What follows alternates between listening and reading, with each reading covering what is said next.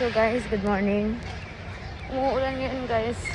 Tumawag sa akin si Ate Pina, tinawagan ako magdala ng payong. Problema pag umakyat ako guys, malilate na ako. Hindi ko na masasakyan yung bus kaya sobrang lakas ng ulan. My God. Guys, ayan. Dito na ako sa gilid-gilid kasi lakas ng ulan guys. Grabe. So, hindi ko na kayang balikan yung yung payong ko kasi malilate na ako.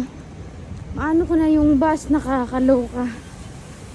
Ay, hindi ko alam. Kaya pala sabi ni Madam this week uulan, pero hindi alam kung anong araw.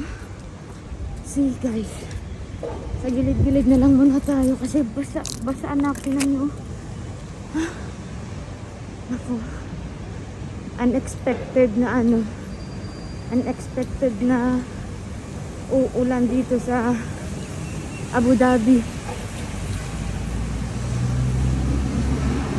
Tingnan natin yung bus kung nandyan na o wala pa.